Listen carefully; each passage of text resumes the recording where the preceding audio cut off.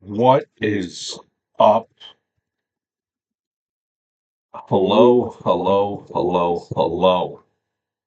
See if we're on live here. 1 second. 1 second. Let's just make sure we are live. Happy Monday to you guys. Hold on.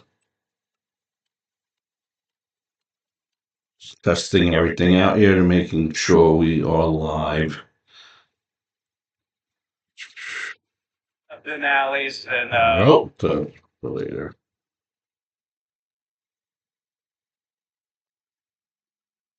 Let's see.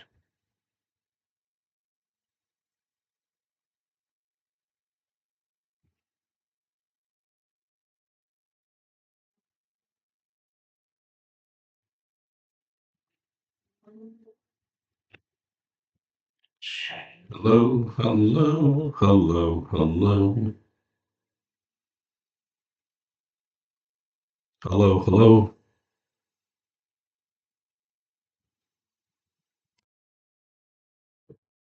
Hello, hello, hello. Hello, hello, hello. Hello. Testing 1, 2, 3. Hello, hello. All right. Hello, hello, hello. Hello, hello, hello. Hello. Testing 1, 2, 3. Hello, hello. All right, can you hear me now? Hello, hello, hello. Hello, hello, hello. Hello. Testing 1, 2, 3. Hello, hello. All right, can you hear me now? Okay. Hello, hello, hello. Hello, hello, hello.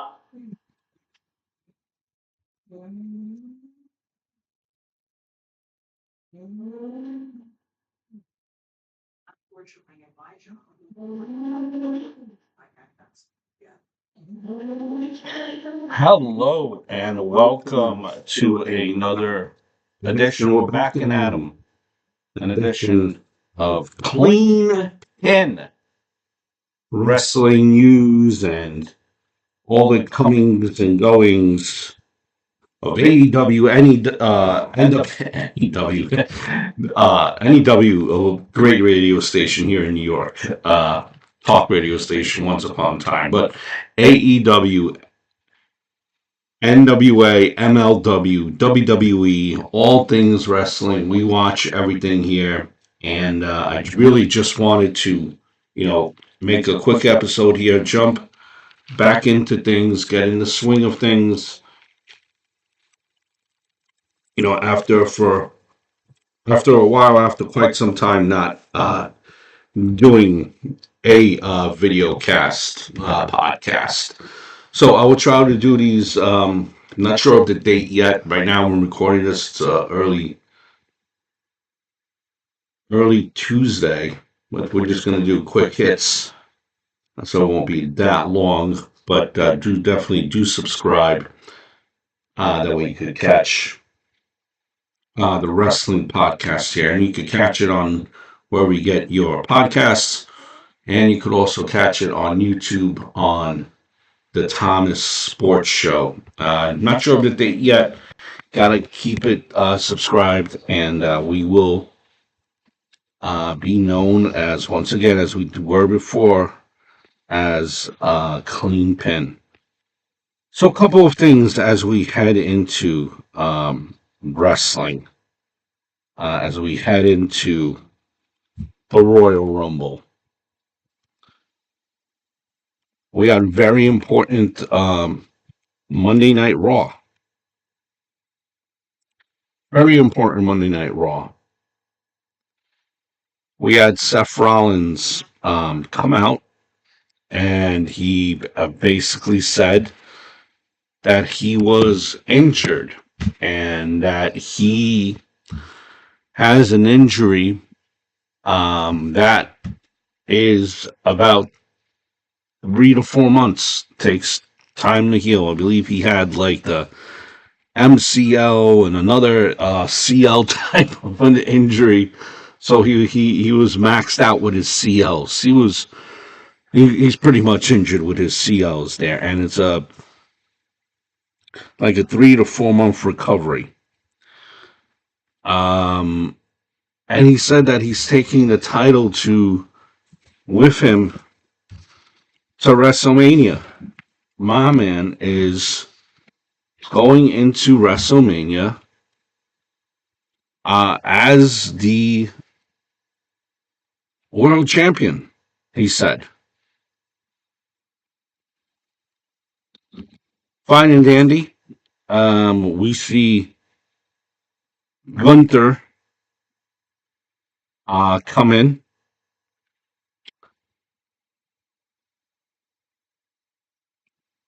And, he leaves his goons behind. Does Gunther. He leaves his goons behind. And he goes into the ring. And has a one-on-one conversation with Seth Rollins. Pretty much saying, I appreciate that you are to the extent of he's a fighting champion. That Seth Rollins almost reminds him that Seth Rollins reminds himself of Gunther. Does that make sense? That Gunther looks at Seth Rollins and he sees himself. That's what I'm trying to make. So there's a mutual respect. And, Gunther says that when he wins, he's going to challenge Seth Rollins for the championship. And something blah, blah, blah, blah, blah, blah is said. They shake hands. And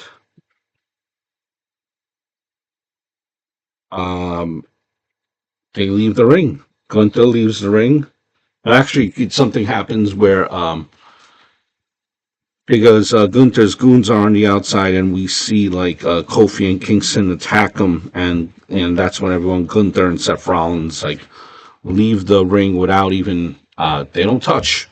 They leave the ring and they don't touch, and that's it. That's the openings. So Seth Rollins. So here's the thing that does not make any sense. Right? Here's the thing that does not, and I know it's WWE's world and we just live in it.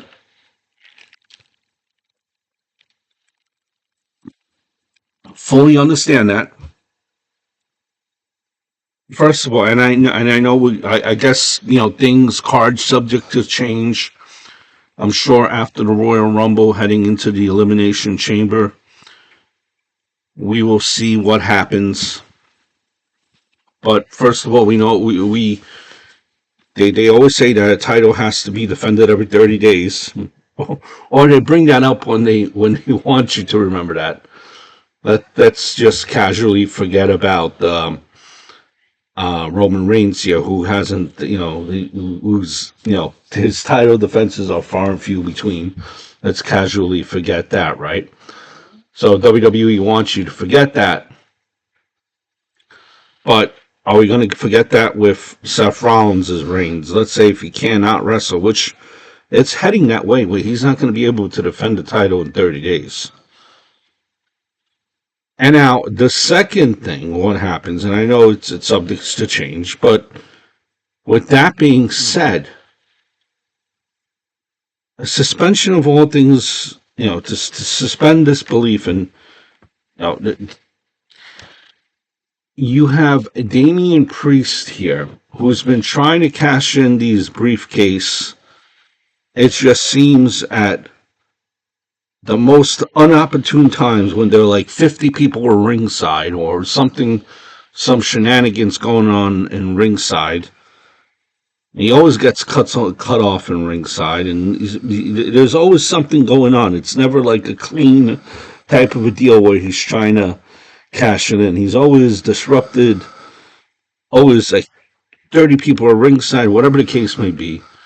Why wasn't he going into the ring as soon as Seth Rollins makes it into the ring and has his back turned? He's facing he's facing the audience, doing something, talking to the audience, has his back turned to the main entrance. He already has that knee brace on. He's already talking about his condition where he's messed up all his CLs. Why isn't there Damian Priest running to the ring to cash in? Doesn't it make the most sense at this exact moment in time to do a cash in, to make it make sense? Why is he not cashing in? Why? And I know we have to suspend disbelief, but he should be, of all times, he does not try to cash in now. It does not make any sense to me. Nonetheless, this is kind of where we are. Everything's on a wait and see approach, and we see, we're going to see what happens with Seth Rollins and his whole championship and his whole title defense. He did not give up the title as we maybe might have thought that he would have. That would have been interesting, right? Where if he would have to vacate that championship, we might have a repeat of what happened in I think 1992 when that famous 1992, one of the classic Royal Rumbles where the championship is on the line. It was vacated. And that's the part of the famous speech to one of my favorite Royal Rumbles where Ric Flair winds up winning. In that backstage area, he gives that whole promo with a tear in my eye. So that's one of the classic Royal Rumble memories for me. I thought that maybe we would have seen that had Seth Rollins vacated the championship, but that's not the way. It seems to be a wait-and-see approach, and along we go. So it'll be very interesting to see what happens heading into the Royal Rumble here, which is this Saturday.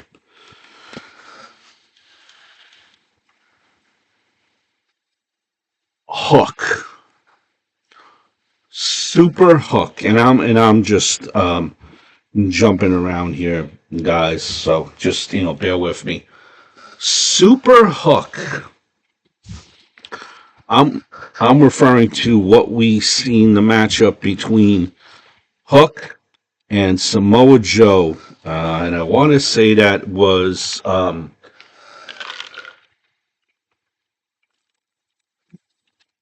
AEW Dynamite, and this was Samoa Joe's. Pretty sure it was his first title defense. If it wasn't his first title defense, it was maybe his second or third. Don't quote me on that, but I'm pretty sure it was his first. And the title defense was against Hook. Now, Hook being me, myself, being from the New York area, you could kind of, I appreciated the promos that they had going into AEW Dynamite with Hook, right? The kind of the on the stoop stare in the city, he's eating his bag of chips, it's raining, just a real type of a badass type of a promo, right? And Hook, I believe, on his record, he has like one loss, right? Something to that regard. But even with that one loss, and the record of like 25 and whatever I think it was like 25-1. We really had a hard time believing in Hook. At least I did had a hard time believing in Hook. Maybe because it was the quality of opponents that Hook had. Whatever it is exactly. To me, it did not feel believable. It did not feel like a believable 25 and whatever record that Hook has. But they built him up, okay? And from what the guy's a good mat wrestler, right? Unbelievable strength. But I think this match, you're almost at a point now of no return. Okay? Here's what I mean.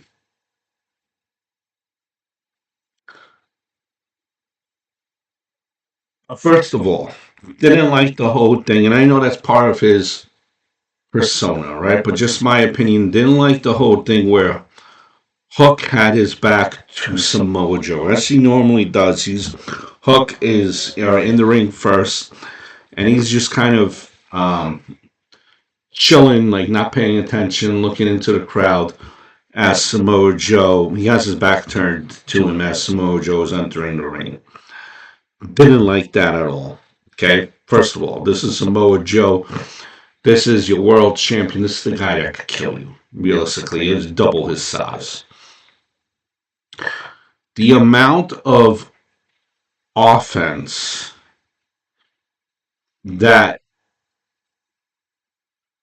Samoa Joe needed to lay into this kid to beat him was unbelievable. It's as this is as in Hook was a 15-time world champion, where it just you need all the offense in the world to beat him. So two things happened here, right? It makes Samoa Joe's offense almost look like it's weak because Samoa Joe threw everything out at Hook, and he couldn't pin him for the three. One is a brainbuster, or one of these deadly finishes Samoa Joe does on Hook, and it's a 1 count. So if Samoa Joe needed all of this offense to beat Hook, which was an insane amount of offense to beat Hook, what type of he's going to need an even bigger, now in a sense, offense to beat his next opponent, because he barely did it with this offense to beat Hook. See what I mean? So it's like they overdone it, kicking out at 1. There was another instance there where he has another finisher and he's just already, getting, he has, takes a spill, hurts, goes through a table, hits his head, and he's up. And he's up walking around. He, after match is over, he doesn't need any help to the back. It's as if he was beaten with a roll-up. So, in essence, what happens here is you made Samoa Joe's offense look really, really weak, and Hook look like Superman. There could have been many ways that you could have done this to just kind of paint this match in a better way. Now, with that being said, you've gone to this point now where Samoa Joe seems like he's going to need to pull out the kitchen sink to beat everyone because it took this much to beat Hook. Now, if you're AEW, you created all this controversy with Hook, all this buzz. It's up to AEW now to follow up on that. And that's been kind of AEW's problem. Once they kind of create controversy or create some type of a buzz around the superstar, they don't follow up on it. It's like I wouldn't be surprised if you don't see Hook now for another 4 weeks after the buzz that he has created in that match, because unfortunately that's what AEW does, it seems like. So AEW really needs to kind of grab this by the horns and kind of go with it now, since you've gotten this far with Hook, and not forget about it, or else what was the point in that over the top almost offense? That kitchen sink throwing that Hook, and he still survives. Now you gotta capitalize on it, or else it just really makes Samoa Joe, honestly, I think, look weak. But it's the internet. The IWC has different views on it. Some people like that match. I necessarily did not like it, but I could almost look at it at a point where, okay, this is what they're doing to create Hook, make him a badass. But it just kind of you just hope that they didn't pour the gas on too quickly, and you hope that they have a plan, and you hope that you see him at the very least on your TV this following week. So it'll be interesting if we see him this week coming up.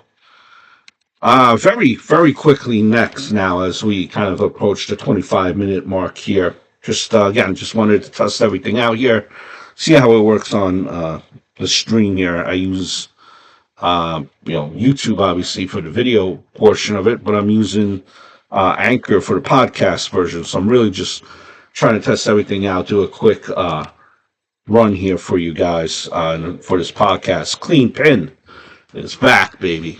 We're back. But we also seen this past week in Dynamite, and again, I will have AEW videos, WWE videos here, short versions of them too, throughout the week. We're going to concentrate very much so on Royal Rumble. We're going to be hot and heavy on the Royal Rumble videos this week as we approach the Royal Rumble. But we do see the reincarnation of the Young Bucks. The Young Bucks now, ladies and gentlemen, are everything that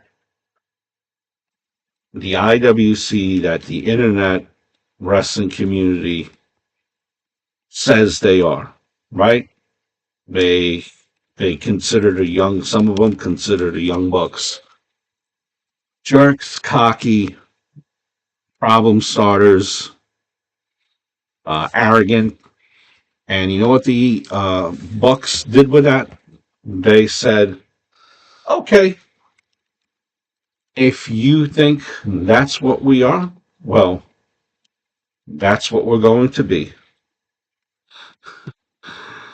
You look for the Bucks. I'm not the biggest fan of the Bucks. They are reinventing themselves in the Bucks, and they've reinvented themselves in the cocky, arrogant, executives. Still, I kind of scratch my head as to why they are kind of going into the direction of last matchup with Sting, and it looks like Darby Allin. Now I could see why Sting kind of wants no he doesn't want singles wrestling no more, and he wants tag team. But you had, and again, I know that we could be going, and I know the Young Bucks can make this very personal with Sting, and which they can make this very personal with Sting very quickly, where it will be a matchup that everyone wants to see in the last match. But Sting's retirement last match is coming up very quickly, and you had all this time to kind of build a serious story that you are emotionally invested in. They had all this time. It could have been someone from Sting's past, right? I don't know, someone from TNA, or even the point I know, again, you gotta play it out.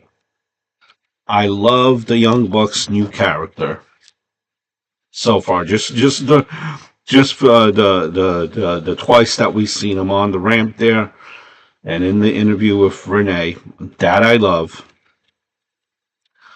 But I'm really trying to see what is.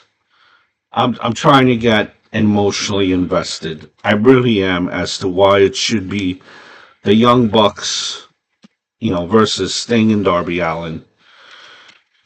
I thought from the beginning it should have been, that it should have been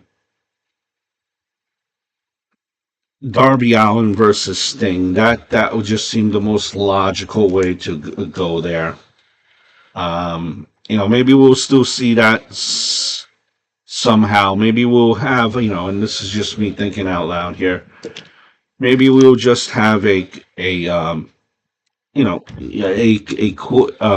quicker or shorter match, and then they might lead into a match right after between Darby Allin and Sting. You know, kind you know, trying. I'm trying here to get. I'm trying to get emotionally invested in this storyline, and hopefully I will. But right now, I'm just not. Right now, I'm just not feeling it with the Young Bucks, and Young Bucks versus Sting and Darby Allin. That's, assuming where it goes, right? Speaking, and this is me just again. Now the following is from just what I seen with the undisputed is it undisputed kingdom so far. Yeah, undisputed kingdom. Right, and this is just a quick interaction. This is me just nitpicking, but it just kind of, just like these little things from the very start. And, as a wrestling fan, I always want to, as a wrestling fan, I want to be, I want to be emotionally invested as a wrestling fan. That's what I look at. Storylines. That is the main thing I look at. One of the main things I look at.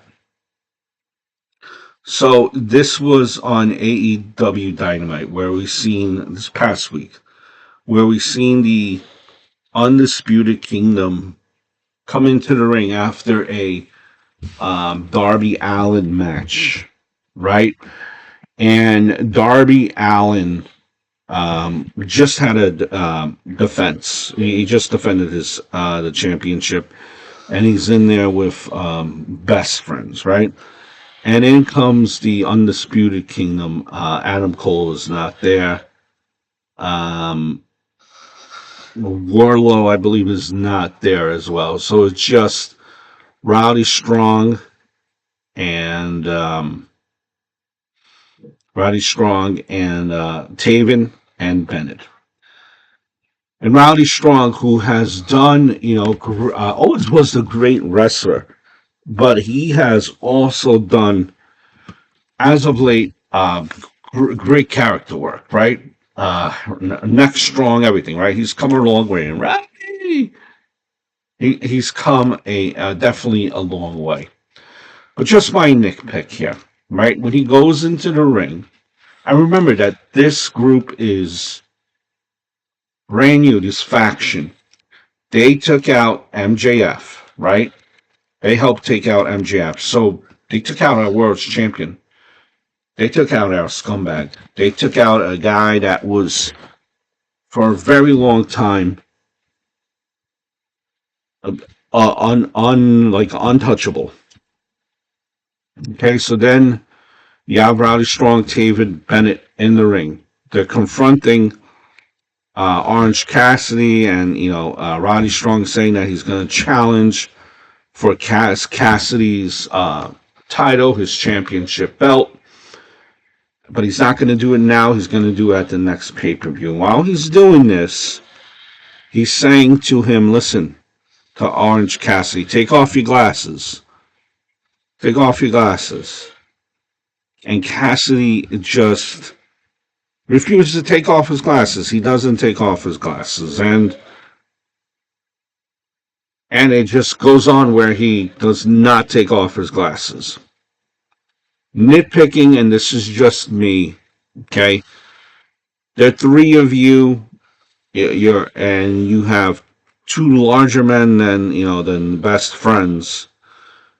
If I say take off those glasses, take off those glasses. Right? You need best take off those glasses. For the simple fact that Cassidy did not take off those glasses, that right there, if I was Undisputed Kingdom, or I was creative in AEW, there would be a beatdown just for that. Just for that. Listen to what I say. We are the tag champs of ROH. And I'm Rowdy Strong, and I'm going to take your title. You look at me when I'm talking. Make sure those glasses are off. But that didn't happen. He still had those glasses on. A beatdown should have happened. Rowdy Strong should have knocked him out, broken those glasses, did something. Because you are this big bad faction now that everyone, the devil, that's been running roughshod backstage. Now, granted, Adam Cole was not there. Maybe would have helped if Adam Cole was there. He wasn't. But, if you're this big bad faction and everyone should be afraid of you, well, Orange Cassidy, who's, 5'8", is not scared of no one there. And maybe that's a testament to Orange Cassidy. But if you're trying to be this big bad faction that everyone fears and steps away from, then something should be done. I mean, at least I'm hoping that's what you're trying to portray this faction as a big bad faction. You don't want these guys to be jabronis, right? I mean, just again, and this is just the little things to me anyway. The first few weeks of being presented on TV, that's when you build the group to be at its strongest. I don't know. That's what I thought was missing. That kind of fear factor after Orange Cassidy clearly was not respecting anything that you were telling him. But nonetheless, that's just me nitpicking, right? And I like to pay attention to sometimes to my own when I shouldn't be. Maybe I should just be in just watching the TV more than anything instead of just trying to nitpick. But that's just me. Something I would have done differently when we're seeing that confrontation between best friends and undisputed kingdom. On Raw today,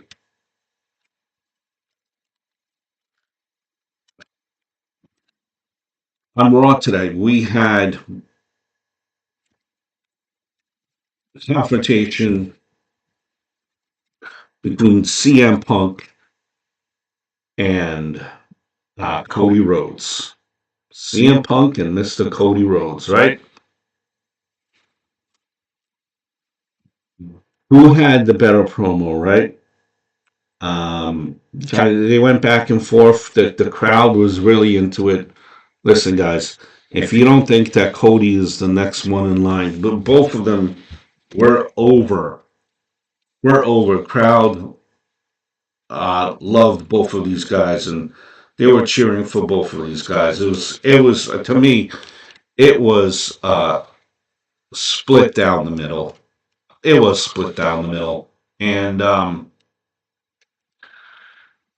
it was good TV. It was good to listen to, and I think that Cody Rhodes won this quote unquote battle of the promos, if for lack of a better word, kind of who hit the shot more, right? Where did it, who you know where did it hit? Who hit the hardest? And I gotta tell you, I think it's Cody Rhodes. They're back and forth, and CM Punk kind of makes a point, or he says to Cody, "Listen, I am more of the common man. Um, I'm the man that my father was an electrician. I came from humble beginnings. I had to work my way up there. My father wasn't famous. I'm more of the common man than you are, Cody Rhodes." And Cody Rhodes, says to CM Punk, CM Punk, you had that pipe bomb that inspired many wrestlers to kind of wrestle. It's they inspired a generation of that's what I want to do. I want to be a wrestler after listening to that pipe bomb, and inspired other wrestlers to kind of see what's out there, right? And the person who did that, with the pipe bomb, everything after the pipe bomb was all said and done, the person who actually lived the message of the pipe bomb was Cody Rhodes and not CM Punk. Cody Rhodes said, CM Punk, listen, you you left for a very long time. And you said all this in your pipe bomb promo, and I did everything that was in that pipe bomb promo, without saying exactly, pretty much basically where he went out there and made his name even stronger, even created the competition where wrestlers could go out and also get a good paycheck and get paid. So he did all that without them actually saying, AEW. If you listen, if you know, you know, right? So it was a good promo, and it's a promo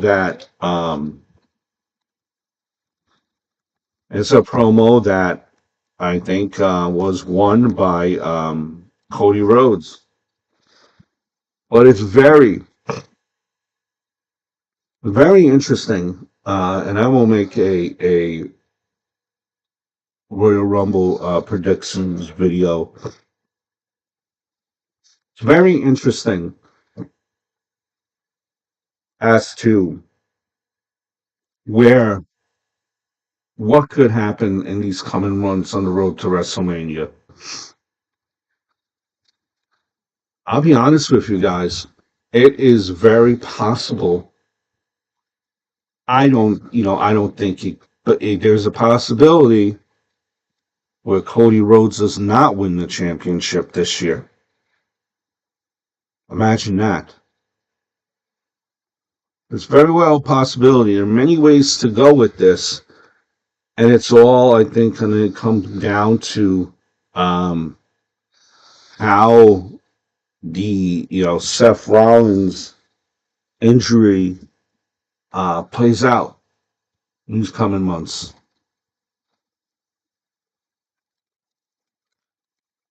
But you have so many stars, top heavy stars, that you could see all have a case. Drew McIntyre, um,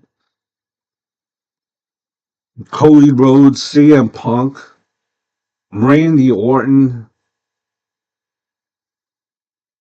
heck, maybe even a LA Knight, even. They all have a valid possibility. There's a lot of top heavy stars. It'll be interesting. Road to WrestleMania will definitely be interesting here. This Seth Rollins injury, as much as he's going to try not to have his spot taken, it's going to be very interesting to see how this all plays out. And, more videos to come on the situation as it unfolds and as it develops. AEW has announced that they're bringing back the ranking systems, which I think is a good thing. This is something that kind of, if you follow it, right? If you just do not follow it, then it doesn't make sense, and then it would make no sense as to bringing it back, right? If you have someone ranked number 15, but they're getting a title shot over someone that's ranked number 1, then it doesn't make sense. If you're bringing this back, you got to stick to it, or else what's the point? And then you have another thing that the internet wrestling community just wants to see, that the internet wrestling community just wants to sink their teeth into and just complain and moan about again.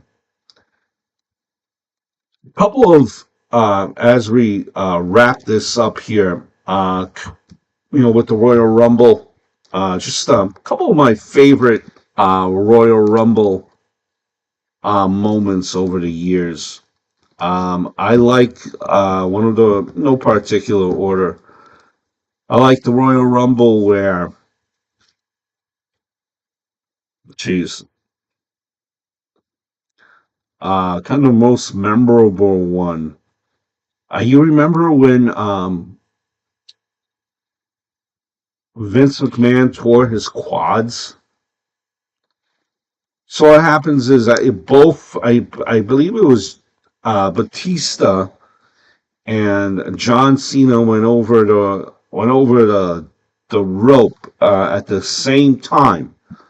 Wasn't supposed to happen that way. And went over. They both touched the floor at the same time, right? And the story goes that Vince McMahon was like on the headset, obviously, because that just happened and it wasn't supposed to happen that way. And Vince McMahon was trying to get one of the GMs to come out and make an announcement as to the winner. But the GMs, or one of the GMs, but both of them seems like they were not in the building, that they left. So Vince McMahon had to come out, and it wasn't Vince McMahon the character. It was Vince McMahon being Vince McMahon. He gets upset, and that's, he goes in there, does what he has to do in the ring, and that's when he tears both quads. And he's so frustrated and upset, and obviously now he has both tore both of his quads, and he's going to the back. He doesn't want any help from the back. But man, the man with tore both of his quads went to the back unassisted. That's a memory. Also, kind of Mickey James coming back with the TNA. Sorry, with the championship. I believe it was. Yeah, it was with the Impact title at that point. And she was coming out to the hardcore country theme. Man, I thought the pop that she got was outstanding. Um, and this was coming up after the whole, after the whole trash bag instance where after she was released, they sent her items in a trash bag. I think it was my opinion at that time in that regards that it was a little bit. It wasn't. I think it was just made more of a big deal than what it really was. Um, Nonetheless, she did make her appearance back at the Royal Rumble. I thought that was kind of maybe like an opening of the door for her to, or at least maybe have another run, which didn't happen. I thought that would be kind of the opening of the door for uh, maybe Impact and WWE to kind of be working together. Forbidden Door, right? I thought the Forbidden Door was being opened. That was not the case either. Though, like the way things are now with Triple H in charge and the new company running WWE, don't be surprised. We might see something like that in the future. Wouldn't be surprised. Wouldn't be shocked. Also, remember again from '92 when you had Ric Flair winning the Rumble, coming in, winning the Rumble, and winning the championship that was vacated at the time. Had the whole, um, had the whole tear in my eye speech afterwards. That was a great moment as well. I remember Royal Rumble as well. Santino Morella. I remember. There was a point in the Royal Rumble where it looked like he was going to win. I think it was like down to him and Del Rio, and it looked like Santino was going to win. Like, all right, this was a thing. Santino was going to win, go on to WrestleMania, face the championship, and people were on board with that. At least I was. Didn't work that way. It's a little swerveroony, but everyone was behind Santino for that to happen. And man, wish that would have happened. Would have been something different, right? Do you think Santino would have been a championship? Would he? Who was the champion at that time? I don't even know. But would he beat John Cena? Man, some of the just speaking of Santino, some of those interactions between Santino and Beth Phoenix, and it was just that pairing was a good pairing. Really appreciate Santino now now more than ever. Than as you get older, you appreciate it. Definitely appreciate it. He's doing great things with TNA now. I like his character there, and his daughter's doing pretty well in NXT now as well. Is Miss Grace. Royal Rumble's coming up on Saturday, guys. Going to do a separate video just to give you my predictions on there. Again, subscribe to my channels, Thomas Sports Show. Subscribe to Clean Pin if you're listening to it on podcasts. We're gonna, keep this to about an hour each week. Hour, just odds and ends, wrestling news that I was not able to catch up on, during the week or 2 weeks, whenever this does come out next. But you gotta be subscribed. I think I want to do it every week, but ideally I think it's best if it's probably every 2 weeks. By the way, before I go, one last thing here. As big NWA fan as I am, man, Nick Aldis is killing it as a GM. I wish it would be as a wrestler. I think maybe they're creating the door for that to be a possibility where it could happen now in the future. But Nick Aldis is not taking no poo-poo from anyone. He is not taking no poo-poo from anyone as the GM. He's a very credible GM. More so than Adam Pearce. Kind of seems to have a little bit more control of the ship than Adam Pearce does.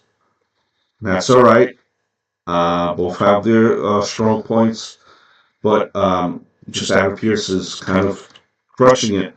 Seems to be viable. Is not afraid of everyone. Is not taking anyone's crap. A lot of times the GM made to look like a buffoon at times in recent memory when you have an authority figure or a GM, but not Mr. Aldis. And I hope that maybe leads to a match or 2 or 3 or a couple of matches for Mr. Aldis down the road here, because I'm a big Nick Aldis fan for many of years, even when he was in TNA as well. So I hope all is well. We're going to wrap this up. Look for my Royal Rumble prediction on the Thomas Sports Show on YouTube. I hope all is well, and until next time.